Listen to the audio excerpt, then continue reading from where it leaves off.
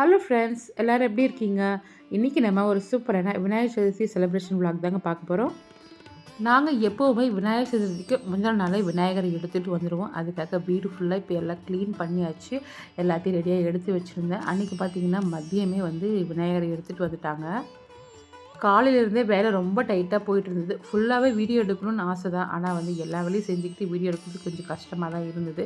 ஏன்னா பூ கட்டுற வேலையை நான் வந்து பார்த்திங்கன்னா அன்றைக்கி தான் நான் செஞ்சுருந்தேன். விநாயகருக்கு மாலை நானே தான் ரெடி பண்ணியிருந்தேன். அருகம்புல் மாலை, அதுக்கப்புறம் சாமந்தி, ரோஸ் கலந்த மாலை 2மே வந்து ரெடி பண்ணியிருந்தேன். விநாயகருக்கு இந்த பெயிண்டிங் ஒர்க்கெலாம் பார்த்திங்கன்னா வருஷம் எப்போவுமே செய்கிறது உண்டு. இந்த வருஷம் வந்து சீக்கிரமாக வாங்கிட்டு வந்ததால் 6 மணிக்கெலாம் ஸ்டார்ட் பண்ணியாச்சு. லாஸ்ட்டு 2 இயர்ஸாக பார்த்திங்கன்னா என்னோடய பெரிய பொண்ணு தான் இதெல்லாம் வந்து பண்ணியிருந்தா. இந்த வருஷம் அவளால் செய்ய முடியல. நான் தான் வந்து ரெடி பண்ணியிருந்தேன். இப்போதைக்கு இந்த அளவுக்கு அலங்காரம் பண்ணியிருக்கேன். நெக்ஸ்ட் டே என்ன நடந்ததுன்னு பார்க்கலாம் வாங்க. காலையில் எந்திரிச்சு வந்த உடனே வ்ளாக் எடுக்க ஸ்டார்ட் பண்ணணுன்னு தான் நினச்சேன். ஆனால் வேலை பரபரப்பில் வந்து எடுக்க முடியல. வேலையை வந்து ஸ்டார்ட் பண்ணிட்டேன். கொழுக்கட்டைக்கு முதல் நாளே மாவு அரைச்சி வச்சுட்டேன். வீட்லேயே தான் அரைச்சேன். இப்போ அது மாவு வந்து வெந்துட்டுருக்கு.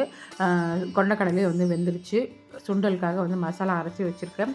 கொழுக்கட்டைக்கு வேர்க்கடலையை வறுத்து அதை அரைச்சி வச்சுருக்கேன். படைக்கிறதுக்கு கொழுக்கட்டை, வடை, சுண்டல் இதெல்லாம் செஞ்சாலும் சாப்பாடும் கூடவே செய்யணும் இல்லையா? கத்திரிக்காய், முருங்கைக்காய், சாம்பார், ரசம், சாதம் இது மட்டும் தான் செய்ய போகிறேன். பொரியல் எதுவும் செய்யலை. எள்ளு உருண்டைக்காக எள்ளு எடுத்து வச்சுருக்குறேன். ஒரு சிலர் பார்த்திங்கன்னா சாமிக்கு படைக்கிறதுல சாப்பாடும் செஞ்சு வச்சு படைப்பாங்க. நாங்கள் வந்து கொழுக்கட்டை, வடை, சுண்டல், பொரிக்கடலை, பழங்கள் இதில் தான் வச்சு வந்து படையல் போடுவோம். கொழுக்கட்டைக்கு மாவு ஆவி கட்டியிருந்தேன் இல்லையா? அதை என்ன பண்ணேன்னா அப்படியே வச்சுருந்தேன். சமையல் வேலையெல்லாம் முடிச்சுட்டு அதுக்கப்புறம் லாஸ்ட்டாக தான் கொழுக்கட்டைக்கு மாவு பிசைஞ்சு அம்மாக்கிட்ட கொடுத்துட்டேன். அம்மா தான் வந்து கொழுக்கட்டை பிடிச்சி கொடுத்தாங்க. நான் இன்னும் விநாயகர் பக்கமே போகவே இல்லை. இந்த வேலையெல்லாம் முடிச்சுட்டு அதுக்கப்புறமா போனோம்னா கரெக்டாக இருக்கும் அப்படின்றதுக்காக இந்த வேலையெல்லாம் நான் வந்து ரெடி பண்ணிகிட்டு இருந்தேன். வடை மாவு அரைச்சி வடை சுடணும்.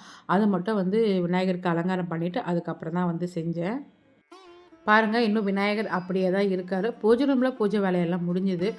இந்த வாட்டி எருக்கம்பூ கூட பார்த்திங்கன்னா மாலையாக வாங்கிட்டு வரல, பூவாக வாங்கிட்டு வந்துட்டார். அதை தான் வந்து பெரிய பொண்ணு வந்து உட்காந்து ரெடி பண்ணிகிட்டு இருந்தா.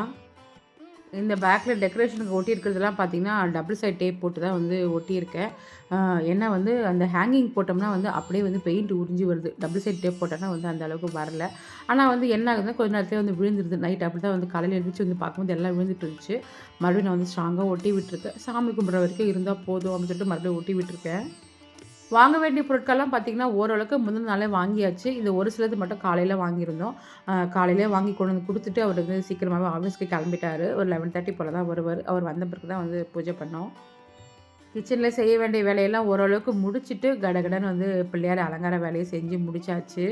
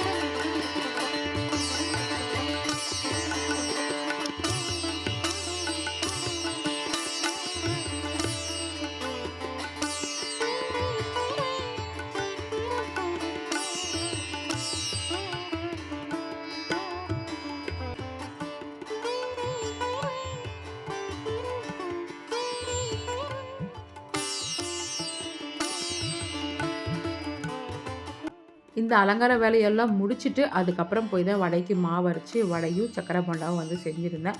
அதுக்கப்புறம் ஃப்ரெஷ்ஷப் ஆகிட்டு அதுக்கப்புறம் இலை போட ஸ்டார்ட் பண்ணியாச்சு. படையலுக்கு என்னென்னலாம் வச்சுருந்தேன்னு பார்த்தீங்கன்னா எல்லா வகையான பழமும் வச்சுருந்தேன். இதில் 3 பழம் வந்து இலையில வைக்க மறந்துட்டேன். அப்புறம் வந்து எனக்கு என்னடா அப்படின்னு ஆயிடுச்சு.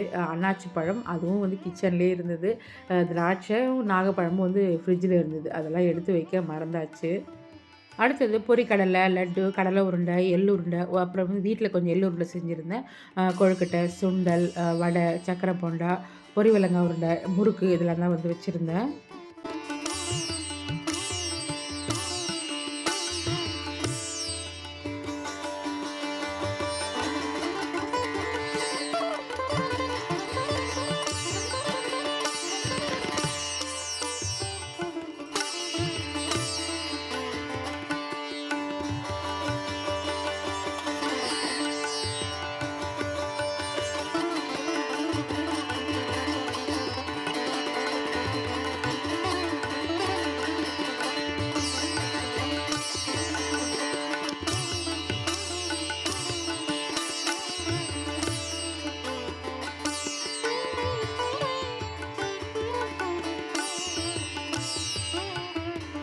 சாமிக்கு படையல் போடுறதுக்கும் அவங்க அப்பா வர்றதுக்கும் கரெக்டாக இருந்தது. வந்த உடனே வந்து நல்லபடியாக வந்து பூஜை பண்ணிட்டோம்.